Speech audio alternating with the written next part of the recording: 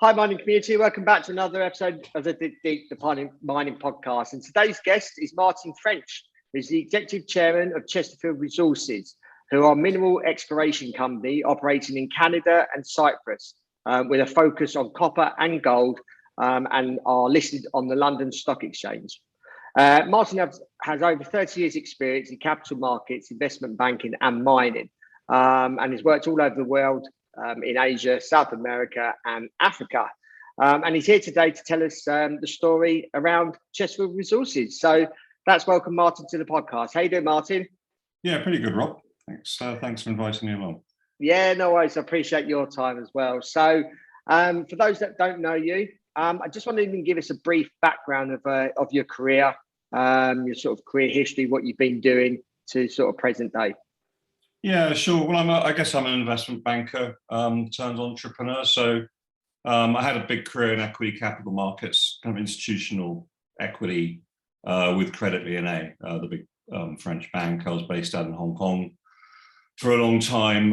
Did quite a lot of work in China when China was still emerging, and kind of ran offices around Asia for Credit Lyonnais, kind of running sales, research, trading, but particularly corporate finance teams. And then I went to set up Credit Lyonnais in Latin America. So I was based out of Sao Paulo in Brazil for a number of years and kind of set up a network of offices for the bank around that continent. And then I kind of cashed in my partnership and have sort of been involved in entrepreneurial ventures kind of ever since. And I got into mining about 10 years ago.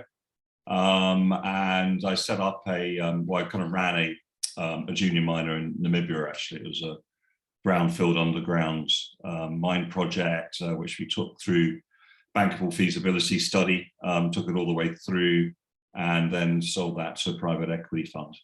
And I also kind of invest quite a lot in the sector. So I'm a little bit on the other side of the table as well. I kind of understand investing and investors and what investors want. So that's where we are. Yeah. All right. I just wanted to give us a quick overview of Chesterfield Resources. Well, Chesterfield is a main board listed company. It's not a name. It was set up in 2017 as a shellco, and then we bought some assets in Cyprus in 2018, and I've been working on those. And we're drilling, we've just finished drilling actually on Cyprus at the moment. And then in November last year, Polymetal International, which is a FTSE 100 giant mining group, it's an £8 billion company, backed us. So that was a huge vote of confidence. They bought over 20% of the company, gave us kind of quite a lot of money, which is very nice of them. And they've been a partner now for a year. They've been a very good partner. We get on very well. They've been very supportive. And then in July this year, we made a very large acquisition of a big exploration project, a copper exploration project in Canada. And in that process, we brought on a new strategic partner in Canada called Altius Minerals, which is a kind of royalty company, who are also helping to project manage this project. And Altius is a very highly regarded company in Canada. They've got something like a $750 market cap. They own royalties in some of the best mines in the world, particularly in Canada. So we've now got two really good partners. So for a small company, we've come a long way. We've been very active, and we've been very active on the ground in Canada. We started work immediately that we made that, completed that transaction. Yeah. Why do you think, and I suppose this is from your own perspective, why do you think these companies invested in you? Was there something about your projects? Was it something about the management team? Was it something about you? Do you sort of have any insight as to why they invested in you? Well, I mean, in Polymetal's instance, Poly is very interested in copper. So Poly is the world's 10th biggest gold producer, and also it's the 5th biggest producer of silver. But like a lot of big companies, mining companies in the world, they want to get exposure to copper because copper is on a mega trend, as we all know. I think the industry sees copper being robust for at least a decade with this whole electrification trend. I mean, copper is the basic building block of anything electrical. And they took a decision to get that exposure by investing in exploration companies. And their main assets in Russia, Kazakhstan. But they bought, I think, 3 exploration companies in Russia, and they bought into us.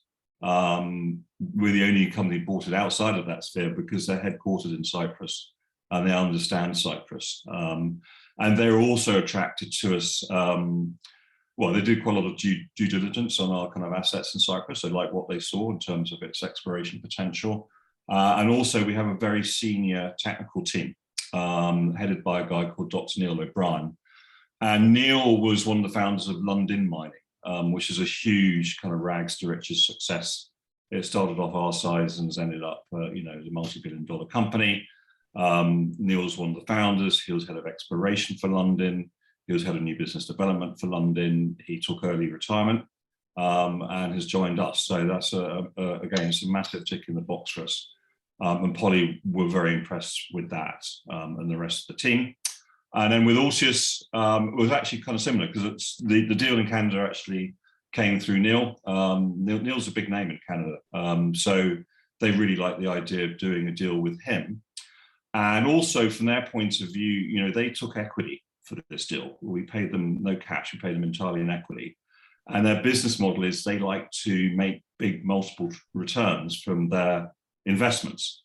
And they could have sold this asset to a Rio Tinto or First Quantum, etc.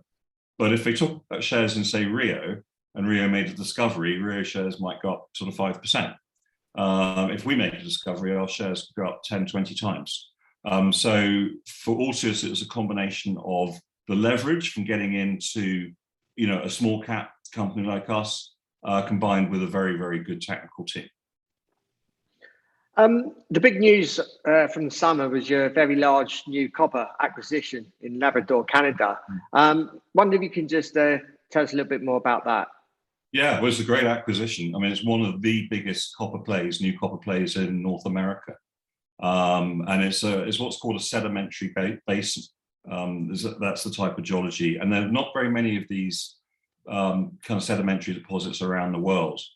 And where they are, they tend to yield very big mining projects. So there's one in Zambia and in Botswana, you probably know about.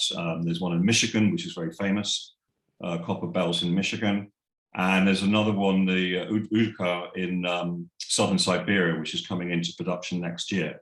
And that's a monster. They've got something like $250 billion of contained copper in the ground. And if we've got anything, you know, 1% of that, that's a sort of multiple bagger for us. So we're kind of really excited about that. It's not only are we involved in the basin, we actually own the whole thing, which again is really, really unusual. And it's in a very, very low risk jurisdiction. I mean, not only in Canada, but in Labrador specifically. And Labrador is regarded as the best province in Canada for mining. And on top of all of that, it's very heavily mineralized. There've been explorers on it for about the last sort of 50, 60 years. It's been very, very well mapped. There's something like 250 copper shows on surface or very, very close to surface. So we know it's very heavily mineralized. And the unusual thing about this project, although it's had a lot of work, mapping and sampling and geophysics, there's been very little drilling. And the reason for that is nobody lives there. And so there's no road access. So you have to bring in everything by air. So we've got, you know, a situation where you have a very prospective, very large project, which has had very little drilling. And that's what we're kind of gearing up to do. I know you've just come back from a site visit. I just wondered if you can tell us a little bit more about the site visit. Yeah, well, it's the first time we could get out there because of COVID travel restrictions. So as soon as they got lifted, we went out there last month, spent a lot of time actually with Altius and got to know those guys up on site in a place called Goose Bay, which is the kind of nearby service centre, and obviously went onto the site itself, had a good look at the geology. We're really scouting around for where we're going to drill. And as always, there's nothing that beats getting your boots on the ground and looking at the stuff kind of physically. So we did a lot of work on that, and we did a lot of work with local suppliers, drill companies, helicopter support, air support to an otter support. We're looking at rebuilding an old camp there. So there's quite a lot of logistical work we were doing. And also, very importantly, we met the First Nations guys. In Canada, it's very important. In this instance, the lands are sort of tribal lands controlled by a group called the Innu. And we met the Grand Chief, a chap called Etienne Rich. Altius, our partner, have got a really good relationship with the Innu. That meeting went very, very well. You know, they spoke about the fact that these were their sort of hunting lands, but they're very happy for us to do work there. And you know, they said it was generally supportive, and they're very appreciative of the fact that you know, we'd come to see them.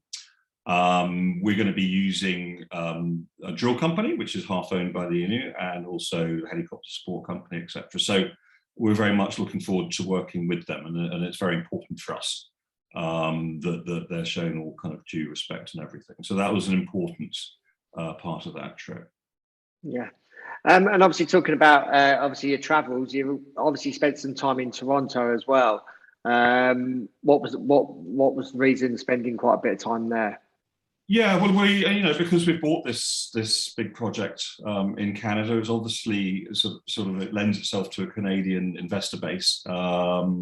You know, the Canadians understand Labrador very well, and Labrador's become a really kind of hot province for mining. There've been some big gold discoveries there actually, and a lot of the stocks of the companies that operate there are trading at big premiums at the moment. So we're obviously very interested in that from the point of view of our shareholders.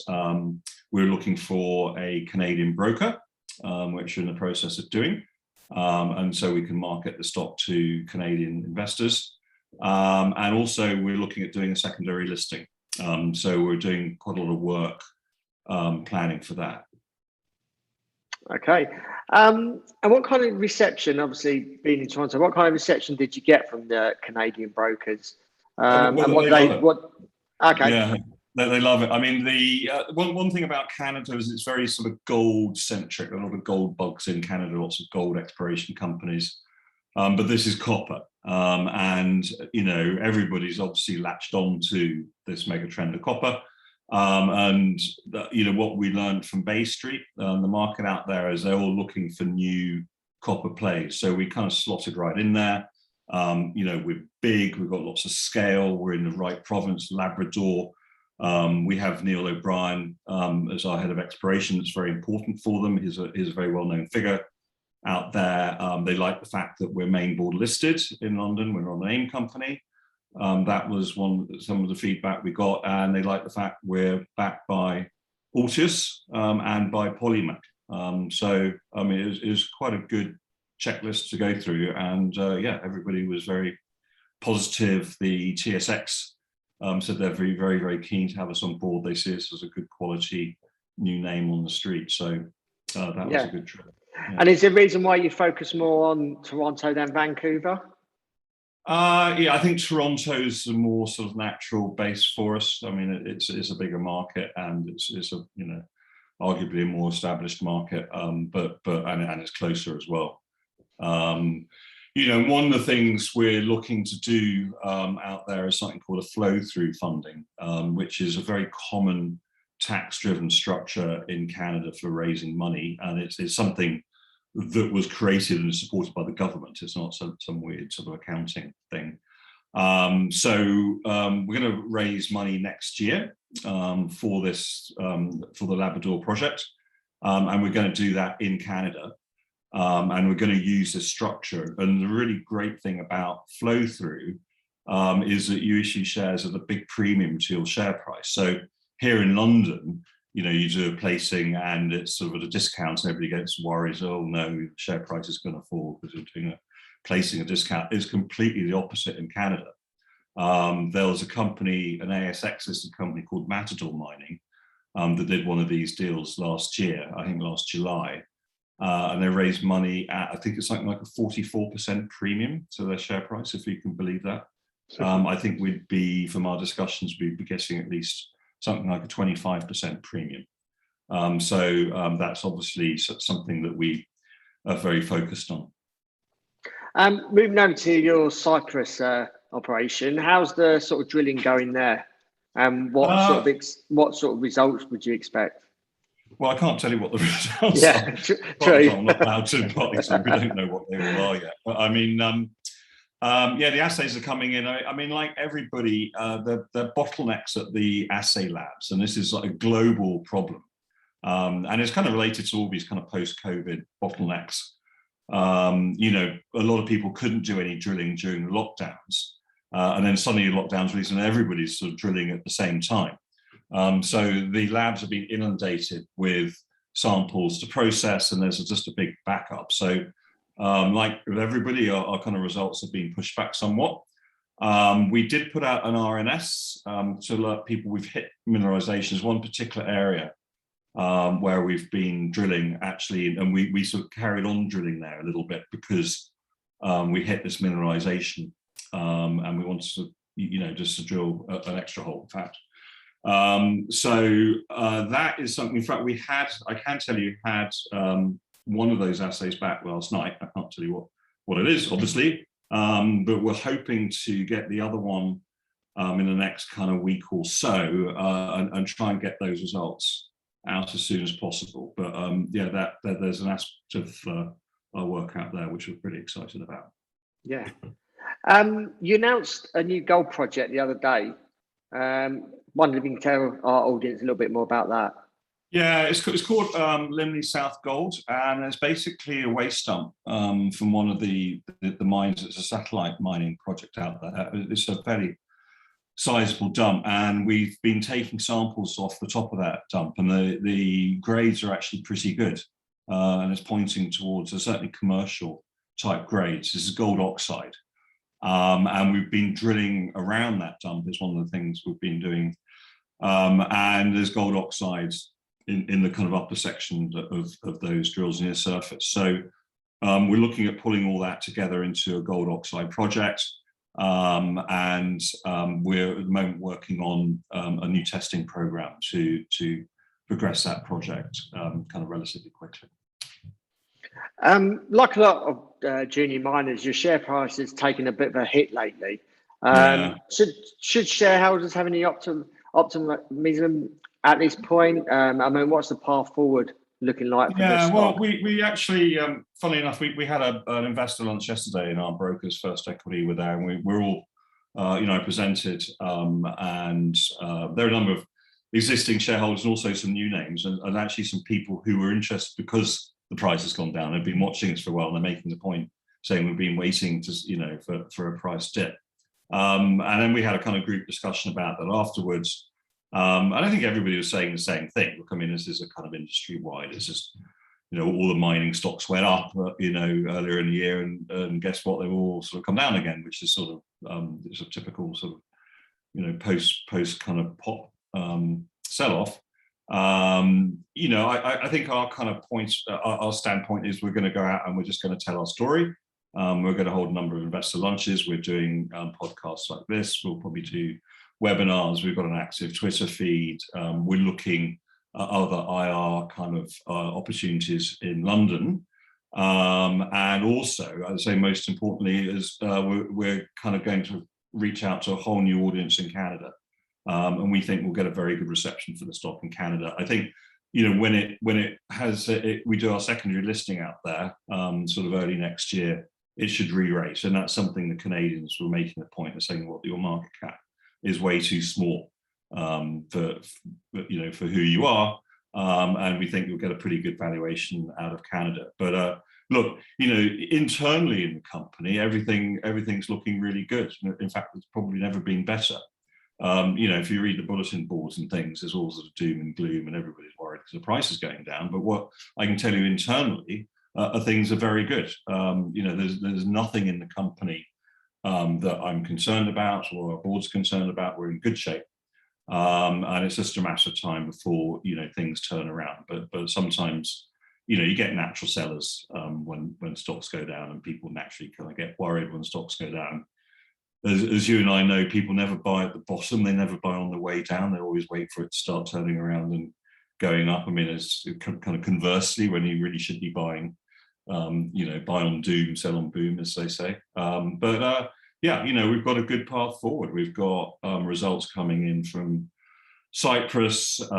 We've just engaged a new guy there to help us with business development. We'll be announcing shortly some details of that.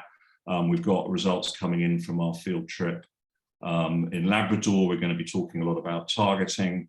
We're going to be bringing on Canadian brokers. We're rolling out IR programs in London and then in Toronto.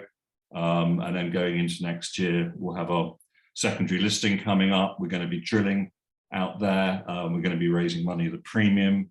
I mean, there's a lot of good stuff in the runway ahead of us. So yeah, we're certainly optimistic about the company, and I think that will be kind of reflected in the price. Yeah, it seems you've got a busy period coming up. So as a conclusion, just wonder what the next 12 to 18 months is going to look like.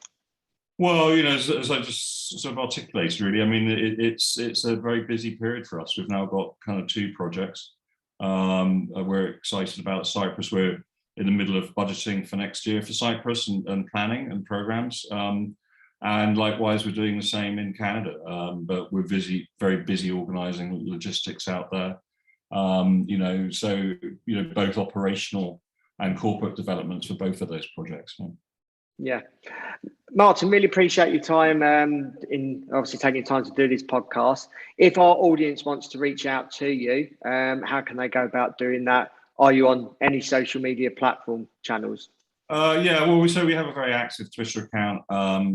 People post questions.